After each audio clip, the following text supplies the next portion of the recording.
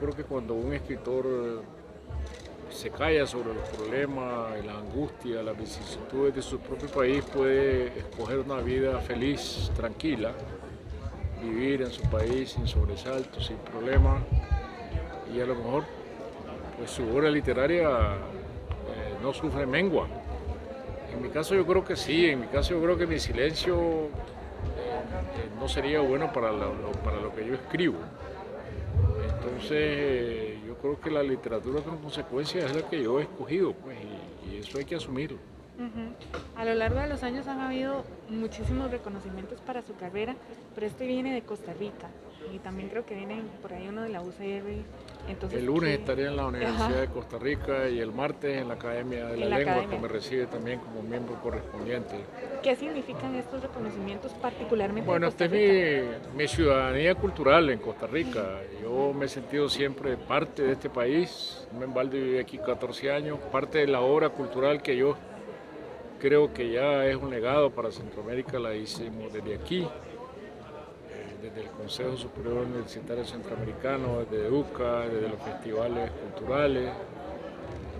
Aquí eché raíces como escritor. Aquí encontré el ambiente propicio para escribir. De manera que yo le debo mucho a este país. Y si hablamos de la palabra literatura, ¿qué es lo que piensa usted? Bueno, la literatura es imaginación y nada menos que transformar la imaginación en palabras, que es lo más difícil del mundo, para que esas palabras puedan ser descifradas por un lector y que imagine lo que yo imagino a su propia manera.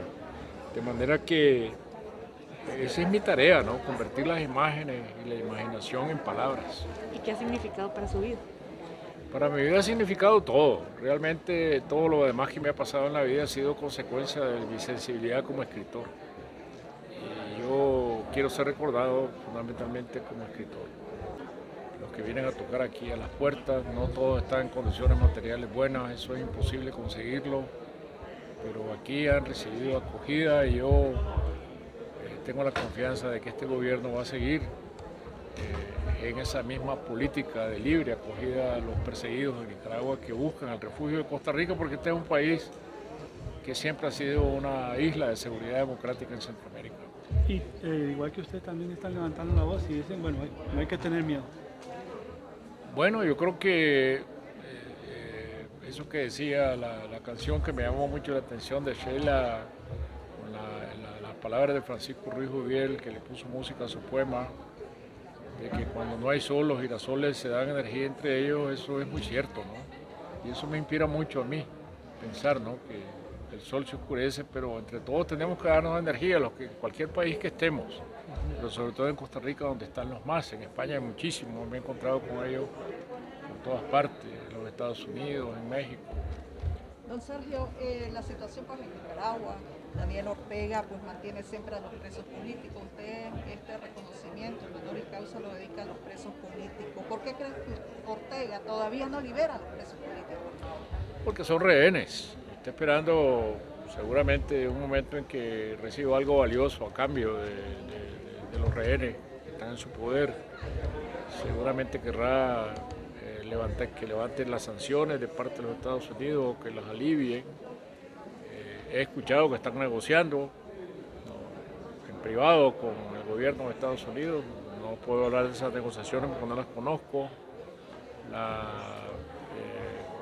presidenta de la Comisión de Derechos Humanos de las Naciones Unidas, doña Michelle Bachelet, ha declarado que están negociando o hablando con el gobierno de Nicaragua para la liberación de los presos políticos. Espero que esta liberación se dé cuanto antes, que están presos de manera injusta, las causas son falsas y hay gente que tiene derecho de seguir pensando como piensa y volver libremente a sus hogares. Ojalá a cambio de ninguna concesión, porque no hay por qué hacer concesiones a cambio de la libertad de estas personas que están injustamente Vemos que en presas. medio de esta negociación después o diálogo bilateral, Estados Unidos, Ortega, continúan las detenciones. Pues sí, porque yo creo que mientras no se resuelva de fondo este problema, nadie va a estar seguro de no ir a la cárcel. Entonces, por eso mismo, porque yo creo que son rehenes, no prisioneros. Ayer Daniel Ortega decía que no le interesa asistir a la Cumbre de las Américas. ¿Cómo ve todo este movimiento que hubo de parte de México? Algunos tuvieron lectura de que era un boicot, o sea, el hecho de que México condicionara su participación. Yo creo que la cumbre se va a dar, no con todos los participantes invitados, eso nunca ocurre así, siempre hay ausencias, algunos presidentes no van, envían a sus cancilleres, otros no serán invitados según se está viendo, pero la cumbre se va a dar. Yo creo que estos esfuerzos regionales siempre son importantes de buscar concertación de voluntades, sobre todo a través de temas tan sensibles como es el de la democracia. Ausentarse voluntariamente de una cumbre donde se busca fortalecer la democracia me parece que es un error político. Criticar que no se invite a algún miembro, porque eso está en su derecho los países, de pedir que se invite a otros miembros que no están invitados, pero ausentarse me parece que sería un atentado verdadero contra los esfuerzos por establecer la democracia como la regla de convivencia en América Latina. ¿Usted cree que la CELAC tenga pues esa fuerza con la que pues, de alguna manera la ha tenido la OEA? O sea, convertir la CELAC paralelo a la OEA, o sea, fuerzas paralelas en América Latina. Yo creo que habrá distintos foros en Iberoamérica que seguirán alternándose en sus reuniones, en sus esfuerzos de concertación.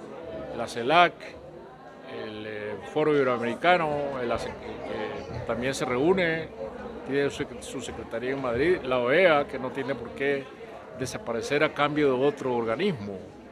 Yo creo que la convivencia de los distintos organismos ayuda a fomentar el diálogo, que es lo que se necesita, y ayuda al fortalecimiento de la democracia, que es lo que más se necesita todavía. ¿Qué proyección hace usted de Ortega en el poder? ¿Cree que Ortega va a morir en el poder realmente? No tengo la bola mágica, pero siempre hay soluciones. Cuando los pueblos buscan las soluciones siempre se dan, y el derecho que tiene Nicaragua a ser un país libre y democrático se va a realizar tarde o temprano. Ortega habla de relevo en el sandinismo. ¿Es posible de estos relevos? Pues yo la verdad es que veo un futuro democrático en Centroamérica con distintas fuerzas compitiendo por el poder político, y ojalá sin exclusiones de ninguna clase. Si alguien representa el sandinismo en unas elecciones libres, justas y honestas, y los votos son contados debidamente, yo no pienso que debe ser excluido nadie, siempre que las reglas democráticas son las que prevalezcan, no el continuismo y la dictadura. Los hijos de Ortega, en la lógica de Ortega, son su relevo. ¿Perdón? Los hijos de Ortega, en la lógica de él, serán su relevo. Pues en la lógica de todo gobierno, de todo régimen que busque la continuidad del poder, siempre piensa en la sucesión familiar. Eso ha sido así, lo hemos visto a lo largo de la historia de Nicaragua. Ojalá esto no vuelva a darse y que podamos elegir libremente nuestro propio gobierno, es lo que yo deseo. De la democracia y de unidad, que todos debemos estar juntos. Los que nos oponemos a la dictadura y queremos una Nicaragua democrática, no debe haber diferencia. La lucha es por cambiar del régimen de Nicaragua, no entre los mismos nicaragüenses que se oponen a Ortega. Muchas gracias.